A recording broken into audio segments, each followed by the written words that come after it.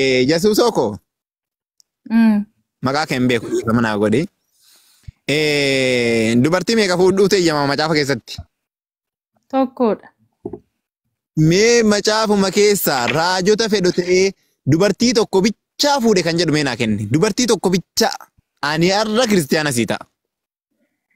Macaafa kana keessatti kan barreeffamee jiru seenaa warra cubbamootaati.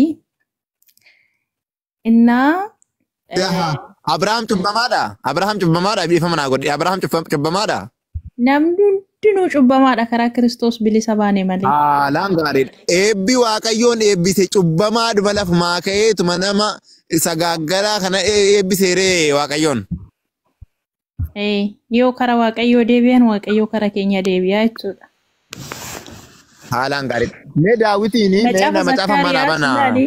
Macaafa Zakkaariyaas hin dubbistaa. Yeroo hunda macaafa Zakkaariyaas hin gaafattan asirratti.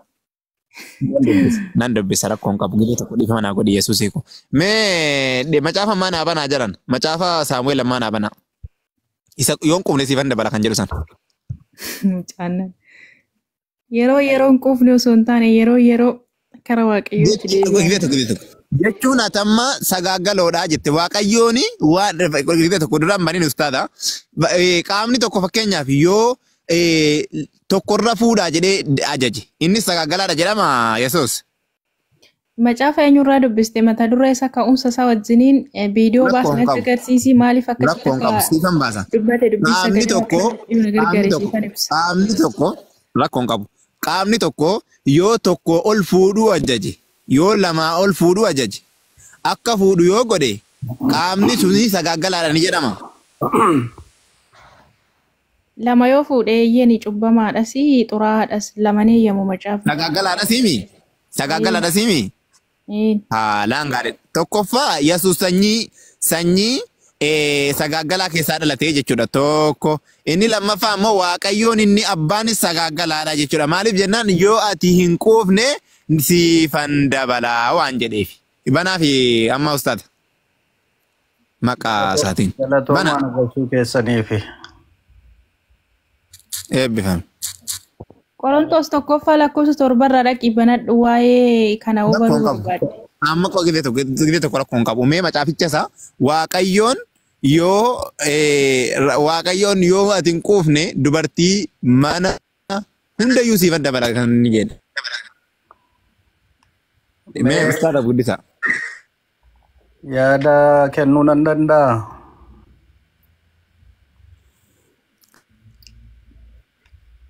Kun mul'ata ifa. Ifaan neetworkii isaa diimessaadha moo maalidha? Neetworkii isaa diime. Sagaleen kee jira? Qaqqabee Amma ni jira. Na dhagaa jirtu naan. Eebbifama. Waaqayyo si argaa jirra needi si argaa jirra. Needi Abdulakim.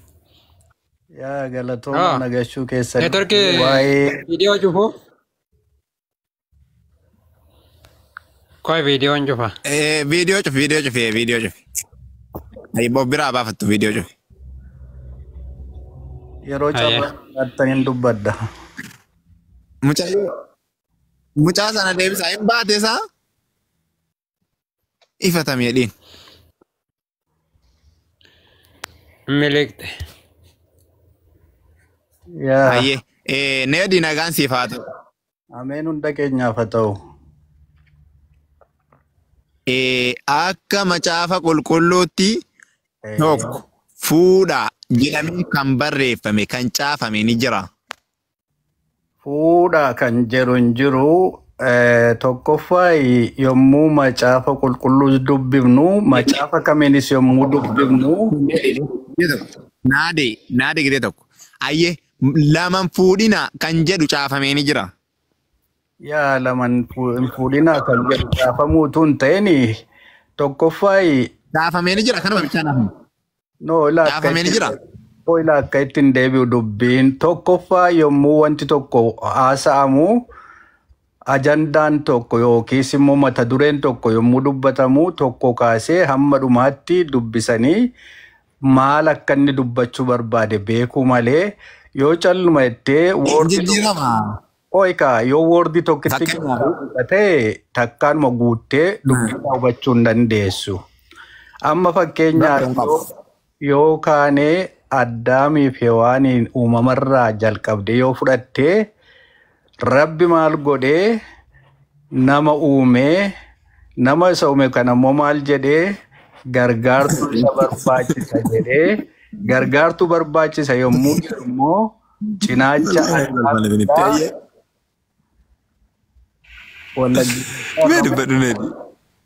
Dhaggeeffachaan jira dubbadhu.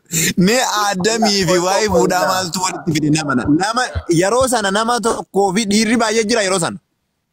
Illaa callumanne afaan warra rukunnee dubbanna taanaan wal dhaggeeffannee. Ani kan na dhibu'an waa'ee fuudhaa irratti Aadamii kana fiddanu ofii sammuun keessan nagaadhaa hin neediikoo sammuun kiristiyaanaa kun nagaadhaa kan waa'ee fuudhaa irratti Aadamiin fidattanu. Yeroo Aadam dubartiin biraan jirti. Tokkitti uumeemi dhiira tokko bichaatu uumeemi. Isa kana miti dubbii wangeelaa dubbii waaqaa wanta ta'eef dubbii waaqaa kana. Dubbiinuma waaqaa sana. Dubbiinuma waaqaa sana. Wal dubbachuunis hin dandeenye. Ayyekootti Maartaa kottu hin beeku. Wal dhaggeeffanna garuu kana bichaan haa deebisi. Si ergeera Maartaa si ergamee jira. Kanuma bichaan haa deebisi. Yeroo sanatti dhiirri sadii ni jira. Ilaa obbolee. Dubbiin tokko lama sadii jedhanii amma dhumaatti wal dhaggeeffataniitu lafatti dogoggorri ta'e immoo asitti dogoggorteetta waliin jedheetu wal sirreessa namni malee calluma jedhanii afaan wal rukutuudhaanii wacuudhaanii likkii miti sin jechuudhaanii sammuun keessa likkii miti jechuudhaanii gara dhugaatti deemuun hin danda'amu. Dhugaa baasuudhaa fi dhugaadhaan dubbachuudha wal dhaggeeffachuudha sirnaanis immoo wal caqasanii erga wal caqasanii booddee fooltii yookiis dogoggorri lafa jirutti sirriitti walitti himuudha malee yoo walitti ta'e namni wama tokko fuudhanii amma achi keessa Abrahaamii Ismaa'eel duwwaa yoo jette Ismaa'eel duwwaa waa'ee Ismaa'eel malee waa'ee Yisihaaq dubbachuu hin dandeessu garuu. Ibsi bakka deesi. Yaada deesi bakka ibsi karaa gaafii deeme ibsi bakka. Yaa tokko ani kan hin jedhu jalqaba uumamaa Rabbi yommuu uume namaa fi nama tokko uume nama tokko muume namni tokkoon kuni qophaa ta'uunsaa likkii miti kan isa gargaartu barbaachisa jedhee kan isa gargaartu kan ammoo cinaacharraa fuudhee kun immoo maa inni gadaantummaanis akka hin jiraanne olaantummaanis immoo akka isheen isa caalan jenne walqixxeetti wal gargaaranii akka jiraataniif uume Rabbi tokkuma uume utuu Addaam lama barbaachisa sadii barbaachisa afur barbaachisa ta'e yeruma sana Rabbiin danda'a afur uumuu fi danda'a. Garuu nam tokkuma wajjin jiraachuudhaaf uume abbaan manaas haati manaas dubarris dhiirris waluma qixxeetti akka jiraataniif. Isa kanarratti darbee egaa namni immoo baroota keessa nama cubbutti kufeera ergi cubbutti kufee booddee namni karaa mataa isaatii deemutti ka'e yoo barbaade sadii fuudhaa yoo barbaade lama fuudhaa kun immoo maal jechuudha sagaagaluudha. Sagaagaluu jechuun sadii fuudhuun lama fuudhuun afur fuudhuun kun yoo akkas taanaan immoo egaa dubarri wanni uumaman jechuudha akka namumaan malee dhiiraan malee dubarri Waaqayyoo yommuu uumuu gadaansee isaa uume jechuudha. Isaan nam tokko dhiirri tokko afur fuudha sadii fuudha lama fuudha taanaan dhiiraaf akka barbaade jiraatee dubarri inni isin amma dubbachaa turtan waa'ee Salomoonin sagaagale baay'ee nama cubbamaa. Amma gabaabsi bakka. Okay. Abrahaamis egaa waa'ee Abrahaamis turtan. Abrahaamis Eva goota akka ishee. Nee goota akka gabaabsi dhiisi. Akkanis hin jee. Dhiise yuush. Akkanis hin jee. Waaqayyoon gaafa Aadamiin uume Saaraa qofa uumee fi dubartiin takka akka isa gargaartuuf silaa uumuu barbaade gaafa san baay'ee uumaa fi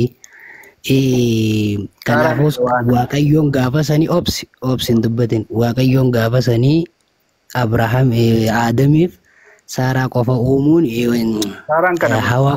hawaa qofa uumuun dhiirtii takka dubartii takka wajjin akka jiraattu qofaa fi yaadni jiru yaada mataa keetii itti amantee deemtu yookiin yaada mataa keetiin deemtuuni malee waan macaafarra jiraatii miti qabadhu takka inni lammaffaa dubbatin siqilaa dubbanne inni lammaffaan kaatiyette dubartiin takkaa fi dhiirti takka wanni waaqayyoon akkasitti uumee fi tokko tokkorra kan jirre walqixa ta'anii akka jiraatanii beektu kunis soba macaafarra hin jiru siifiin ragaaniin siima. Paawulos Qorontos keessatti dhiirti mataa dubartiitii jaa dubartii gubbaa dubartiin gab jettee haa jiraattu gab dhiira jala gab jettee haa jiraattu kan jee Paawulos macaafa keetirra jira Qorontos keessa hin sobdee kanaas qabi jee inni immoo obsii hin xumuraa dhaabbadhu ishiin xumuraa obsi inni dubartii fi dhiirti walaa qixxaatu jettee ni sobdee Paawulos dhiirti mataa dubartiitii dubartiin gab jettee dhiira jalatti haa jiraattu kan jee Paawulos macaafa keetirra jira Qorontos inni immoo waaqayyoon takka qofa fuudhuu namaa hayyame jette soba sunis macaafa kee seera keessa deebii boqonnaa 20 takka irra dheetee yoo dubbiste lakkoofsa 20 irraa dhiirti takka dubartii lama fuutee ilmoo irraa harkattee miraaza yookaan qabeenya akkamitti addaan qooddu hunda macaafa keetirra kaa'ee jira. Ati macaafa nutti himuu jirta moo maal nutti himuu jirta? Waaqayyoon wanni Aadamiin uumee Saaraa takkitti uumeef akka isaan takka tokko ta'anii waliin jiraatan kan jette macaafarraa ragaa kan. Ragaa kan isii kennu uumamuma nama yommuu uumee seera uumamaarra dhaqi. Yommuu uumee nama tokko uume Saaraa fi annama kudhan namni siin hin jenne kaniin siin jee lama fuudhuun dhorkaadhaa kan jee macaafa keetirraa ragaa fiti. Yaa gara ila ammati pointi tokko kan kennu. Eeyyee fida lama fuudhuun dhorkaadha macaafarraa kan joo fida. Eshi Qorontos tokkoffaa lakkoofsa 7 irra dhaqi dubbisi. Eshi Qorontos tokkoffaa lakkoofsa 7 siif baasamma. Fidi dubbisi viidiyoo baasi. Akka barbaadde si baasa. Qorontos tokkoffaa boqonnaa meeqatti? 7. Eshi Qorontos tokkoffaa boqonnaa 7 kuna baase. Baase maal jeesii dubbisa? Wanta jiru dubbisi kama maal? Eshi akkana jaa waa'ee waan isin naa barreessitan sana namni tokko utuu fuudhuu baatee isaaf gaariidha je inni inuma fuudhuu dhiisaa jechuun jiraati maal naaf idu jirta. Fidi viidiyoo baasi. Keessumaa hin gartaa lan macaafa lan kana bira jiru macaafa laalila. Okay. Waa'ee waan isin naa barreessitan qoyga kaamera naa tolchu waa'ee waan isin naa barreessitan sana namni tokko utuu fuudhuu baatee isaaf gaariidha je. Maaliin gasse katakarraa eegaleettanii Paawulos hin fuudhinaa jechuun jira bar maa fuudha dhiiftaniin tattaa'inaare. Amma laasirratti yoo fuudhuu baatte ati waaqayyoo fi nama addaa taate garbicha waaqayyoo taate jiraatta yoo hin dandeessu ta'e immoo fuudhi isa jedhamu. Waaqayyoon hin fuudhinaa isa jeemee naa hime mee ragaa naa kana. Fuudhinaa jechuu isaa miti Fidi macaafuma kana fidi. Munoo Paawulos hin fuudhinaa jechaa jiraame kun hangartuu namni tokko osoo fuudhuu baatee isaaf gaariidha je isaaf gaariidha osoo fuudhumaa baate. Isaaf gaariidha jechuudha. Buti dubbisi maa sodaatati gaduma deemisii. Eeshee kana jaa eeshee garuu waan halaalummaan duraan nutti agarsiisi macaafa qulqulluu ta'uu isaa nutti agarsiisi duraan haa qabaatu jaa. Macaafa qulqulluu ta'uu isaa nutti agarsiisi. Honola macaafa boruudha laalila maal jaa. Okay. Qorontos tokkoffaa lakkoofsa 7 irraa dubbista. Honola Qorontos meeqaffa qulla? 5 kun. Lakkuma bakka tanaan si dubbisu jira laalan boqonnaa kana laa. Okay. Boqonnaa 7 lakkuma laa. Okay. Dubo hin fuudhinaa jechuun jira Paawulos maal jechuun jira waa'ee waan isin naa barreessitanii sana namni tokko osoo fuudhuu baatee isaaf gaariidha fuudha malee ta'a heeruma malee ta'a nyaadhaa dhugaa qabsaa quufa akkanumatti. Jen down no. Down كذب Ustaza. Ani kan bete kana kan nari buan. Atun ka beruga. Nari buan mata.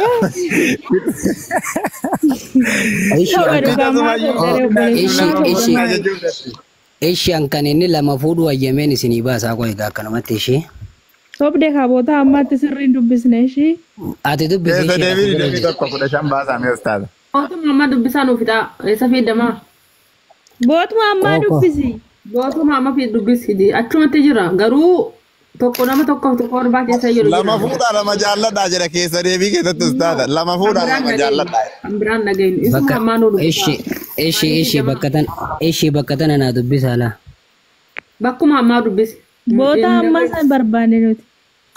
Waliin dhayini macaafa qulqulluu waliin dhayini.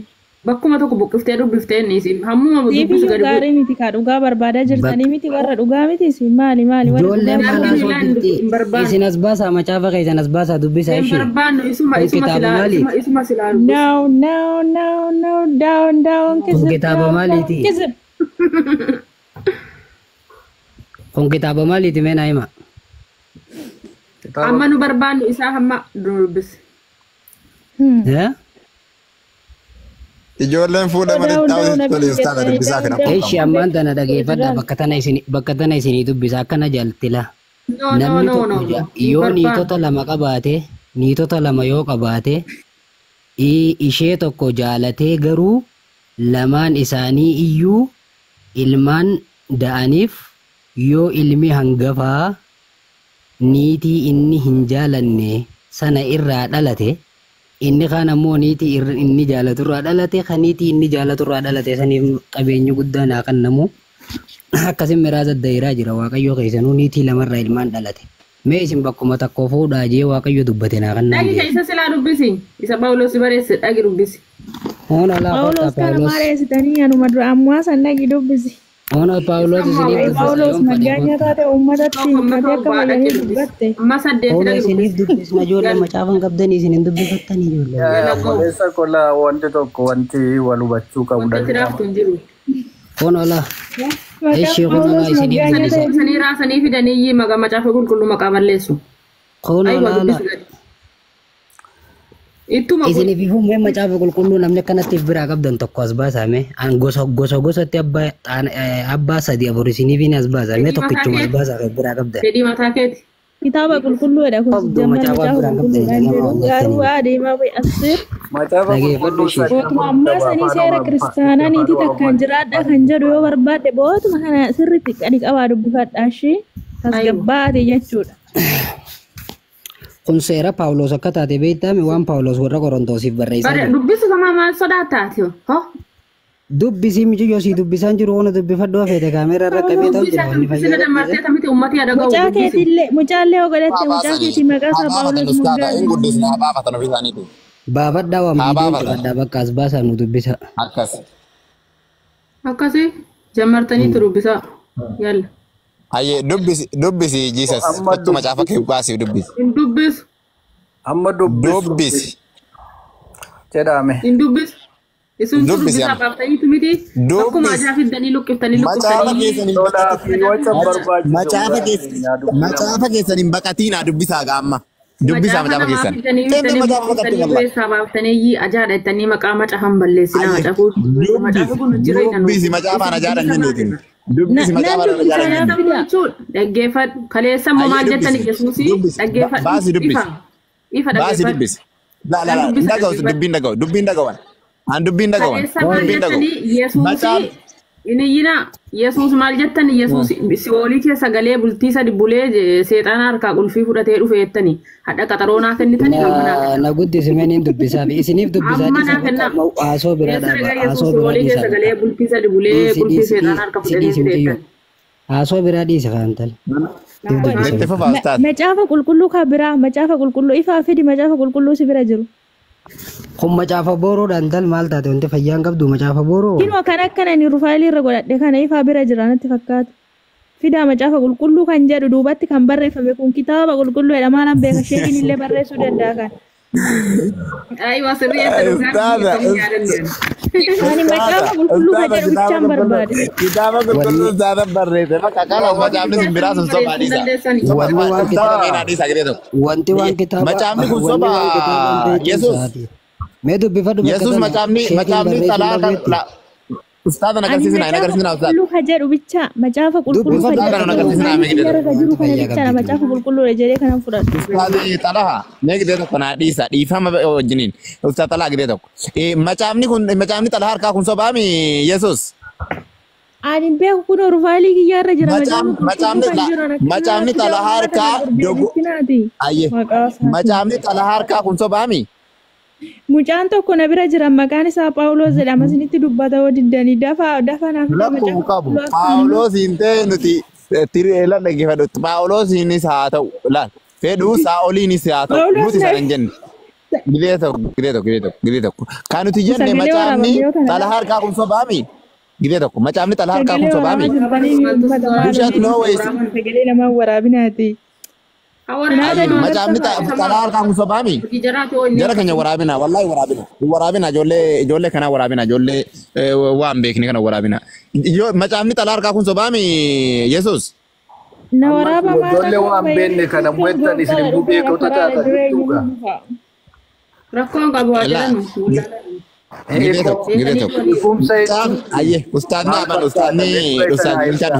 Macaafa qulqulluu ifaa bira jiru dubbisuu barbaadeen amma macaafa qulqulluu ifaa bira jiru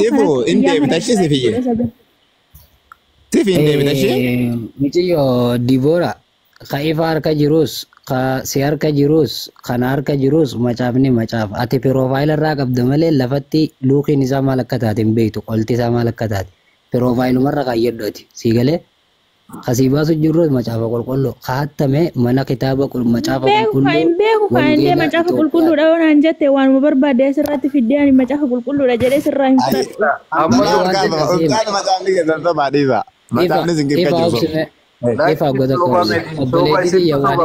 Sobin jiru bolee namni dubbiin waldhaggeeffatanii malee wacaanii ta'u wacaanii wacuu jechuun qaamsuu warra barbaadutu waca malee. Dubbii dhugaa namni tooraan wal dhaggeeffatee tooraan dubbisee dubbii dubbisu sanas immoo karaa dhugaarra wal ibsa. Isin amma namni tokko waa isin ibsu barbaade. Akkasii jechuun jiru dura dhaggeeffadhu waan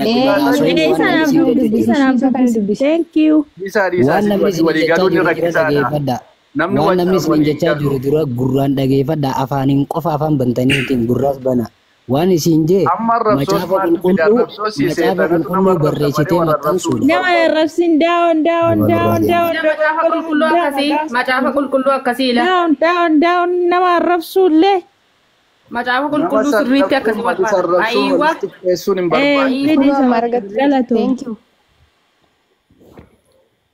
gara keenya sheekin illee nama arrabsa maal ijoollee sheekin du'aa namaaf godha jennaan nama arrabsa. Waan namni isin jiru waan namni isinitti haasa'u gurra banaa dhaggeeffadha qaama haasoo bichaa jaallattanii kan isin jechuun jiru dura dhaggeeffadhu gurbaa dhaggeeffadha rabbii jamaa kan isin jechaa jiru Itoophiyaa keessatti dhaggeeffadhu Itoophiyaa keessatti macaafa qulqulluu tokko barreessitee maxxansuu jechuun qaamni kiristaanan ta'in qaamni biraa wanta waldaa kitaaba qulqulluu Itoophiyaadha kan ortodoksii ka Itoophiyaa jiru ka quraana ka kitaaba namni tokko kitaabaan baasee barreessa yoo je ni hidhama ni qixaaxama illee beekama. Wanta kitaabaa ilaa obbolee nuyi warra Itoophiyaa utuu hin ta'in iddoodhuma jalqaba isaati Hibiruu irraas kaafnee hundumaa kan dubbifneedha malee. Isin immoo eessaa fiddan isin isoo kunoo kan hundumaa kan dubbifneedha macaafa afaan Hibiruu si baasuu ni dubbista amma. Afaan Hibiruu nan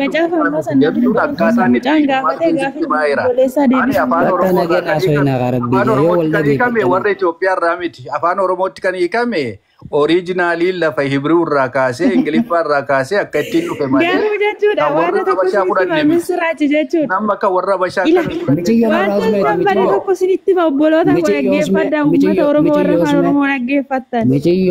wanti nani gammade jechuudha.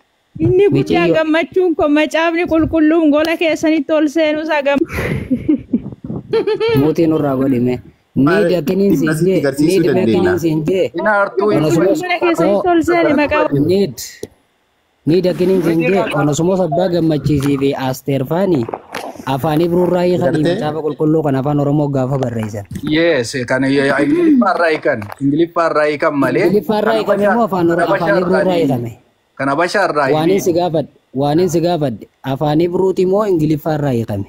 Ingiliffaan hiikanii garuu Ibruun immoo. Inni maaliif afaan Ibruutiin beekna jettee nagaa wanne ettare. Kanaan isin hin jaallu. Ibruurraa dhufe akkaataa seenaa isaatii beeka. Akkaataa seenaa isaatii qoradheen beeka malee amma kana bashaa yoo fudhatte kusha tikkedha isa jedhu iyyuu isaanii kan Itoophiyaatti hiikkatanii wanta baay'ee irraati. Ilaa wangeelaan nagada namni amma dhugaa dhossa namni dhugaa kana amma isinis dhugaa kana ukkaamsaa jirtu attamitti ukkaamsaa jirtu nama dhaggeeffachuun barbaaddan nama dhaggeessisu malee. Kijiba dhageeffannaa soba dhageeffannaa waan kijiba wanta ta'eef nus dhaggeeffachuun barbaadnu man keessa kijiba akkan taane ragaa faana siif dhiyeessa. Anis ragaa badamsiisidha malee wanta ciisuuf hin baaybilii fudhadheen teenya malee baaybilii fudhadheen namtitti dallafati barbaade dubbisuu nan danda'a. Nama macaafa qulqulluu hin beekne waan takka dhageeffadhu waan takka dura macaafa peenteen har'aan tana Itoophiyaa keessatti itti fayyadamtu kana Ortodoksiin akka maxxansituuf beektaati. Kanuma 66 kan Ortodoksii dhiyeessi kan Ortodoksii soba isaa ittiin amantiidhaan. Ortodoksii isinii maxxansa Itoophiyaa tana keessa peenteen mana kitaaba ittiin maxxanfatan mana maxxansa kitaaba qulqulluu peenteen qabdi Itoophiyaa keessa. Keessan immoo yoo isa fidde amma nuyi kan Ortodoksii keessa nannu Ortodoksiin soba isaa danda'eedha. Ingilcha waliin haasawa.